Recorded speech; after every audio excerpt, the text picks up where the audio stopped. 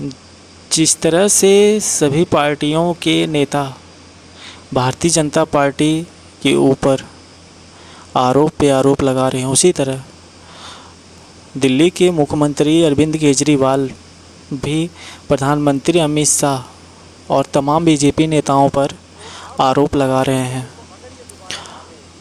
सबसे पहले जेल से छूटने के बाद कुछ ऐसा कहा अरविंद केजरीवाल ने जिससे लोगों को विश्वास जाग उठी और लोगों ने, खासकर दिल्ली की जनता ने, उनकी बातों को विश्वास मान लिया।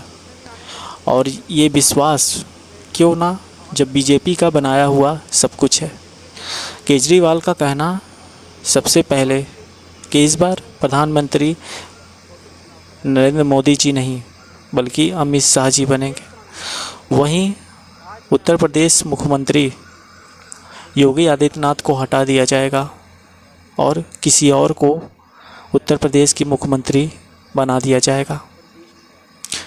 और भी तमाम उन्होंने कई राज्यों के हटाए गए, जैसे मध्य प्रदेश के शिवराज चौहान और सिंधिया, तमाम ऐसे बीजेपी नेता को जिनको टिकट नहीं मिला लोकसभा चुनाव इन 2024 को, उन पर आरोप लगाते हुए कहा बीजेपी को कि जिस तरीके से इन सभी नेताओं को हटाया गया है उसी प्रकार तमाम आने वाले समय में कई नेताओं को हटा देगी बीजेपी।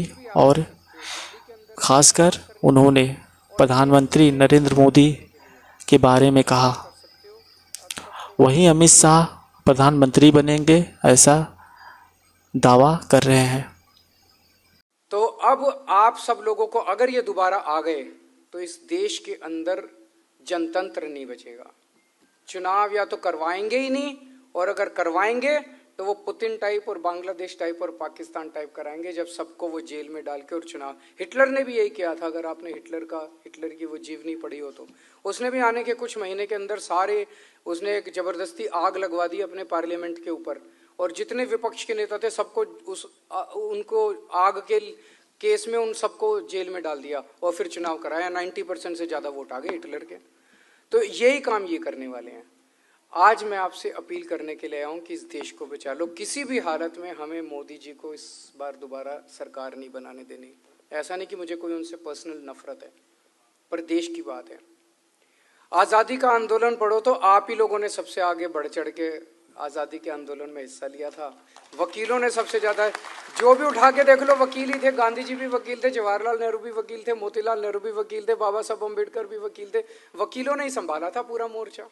ये मोर्चा भी आप, और केजरीवाल को सत्ता में लाने वाले भी आप ही लोग हैं। अब ये वाला देश को बचाने का ये वाला बीड़ा भी आप लोगों को उठाना पड़ेगा। कम टाइम रह गया, लेकिन इस कम टाइम में भी जो कुछ भी आप कर सकते हो, दिल्ली के अंदर भी प्रचार करने के लिए और देश भर में भी प्रचार करने के लिए जो कुछ भी आप कर सकते हो, आप सबको मैं निवेदन करता हूं कि आप सब लोग इसमें पार्टिसिपेट करें और ज़्यादा से ज़्यादा इसमें हिस्सा लें।